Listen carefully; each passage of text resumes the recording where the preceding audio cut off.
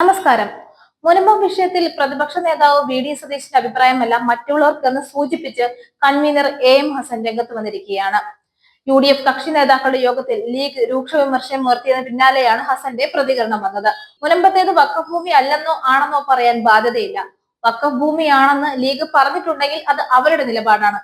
അന്തിമമായി തീരുമാനിക്കേണ്ടത് കോടതിയാണ്. മുനമ്പം വഖഫ് ഭൂമി അല്ല എന്ന സതീശന്റെ നിലപാടിനെ കുറിച്ച് അദ്ദേഹത്തോട് ചോദിക്കണം. യു.ഡി.എഫ് യോഗത്തിൽ ലീഗ് നേതാക്കൾ അവരുടെ ആശങ്ക അറിയിച്ചിട്ടുണ്ട്. സതീശന്റെ നിലപാടിനെതിരെ യോഗത്തിൽ വിമർശനം ഉയർന്നെന്നും ഹസൻ പറയുന്നു. മുനമ്പം വിഷയത്തിൽ ഉപതെരഞ്ഞെടുപ്പിന് മുമ്പ് വർഗീയ ധ്രുവീകരണത്തിനാണ് ചില യു.ഡി.എഫ് നേതാക്കൾ ശ്രമിച്ചത്. ഇതെല്ലാം ഘടകകക്ഷികളിൽ ഭിന്നതയുണ്ടാക്കി. കക്ഷി നേതാക്കളുടെ ഉപതെരഞ്ഞെടുപ്പ് വിലയിരുത്താനും തദ്ദേശ തെരഞ്ഞെടുപ്പ് ഒരുക്കം ചർച്ച ചെയ്യാനുമായാണ് യു.ഡി.എഫ് ഘടകകക്ഷി നേതാക്കളുടെ യോഗം പ്രതിപക്ഷ നേതാവിന്റെ ഔദ്യോഗിക വസതിയിൽ ചേർന്നത്. തദ്ദേശ തെരഞ്ഞെടുപ്പിന് പ്രകടന പത്രിക തയ്യാറാക്കാനും യോഗം തീരുമാനിച്ചു. അതിനിടെ തൃശൂരിന് പിന്നാലെ ചേലക്കരയിലെ തോൽവിയെ ചൊല്ലിയുള്ള തർക്കം കോൺഗ്രസിന് പൊല്ലാപ്പാകുകയാണ്. ചേലക്കര തോൽവിയിൽ block president PM. Aneesh രാജിവെച്ചിരുന്നു.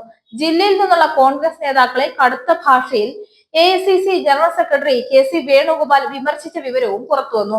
KPCC working president TN. Prathapan, executive അംഗം അനിൽ അക്കര, മുൻ DCC president Jose Vallur, UDF ചെയർമാനായിരുന്ന എം.പി. വിൻസെന്റ് എന്നിവർ ആലപ്പുഴയിലുള്ള വേണുഗോപാലിന്റെ വീട്ടിൽ ചെന്ന് കണ്ടപ്പോഴാണ് കയർത്തത്. തോൽവിയിൽ രമ്യ ഹരിദാസും കെ മുരളീധരനും ഇവർക്കെതിരെ നേതൃത്വത്തോട് പരാതിപ്പെട്ടിരുന്നു. ലോക്സഭാ തെരഞ്ഞെടുപ്പ് തോൽവിയിൽ കെ.പി.സി.സി സമിതി നടത്തിയ അന്വേഷണ റിപ്പോർട്ടിൽ നടപടിക്ക് ശുപാർശയുണ്ട്.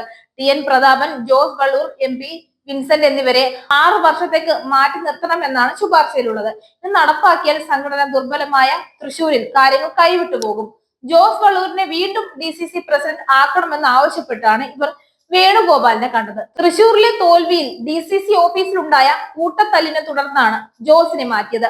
ചേലക്കര തെരഞ്ഞെടുപ്പിലെ പരാജയത്തിലും ഇവർക്കെതിരെ സംസ്ഥാനത്തിന്റെ ചുമതലയുള്ള എ.ഐ.സി.സി സെക്രട്ടറി പി.വി. മോഹനും വിമർശനം ഉന്നയിച്ചിരുന്നു.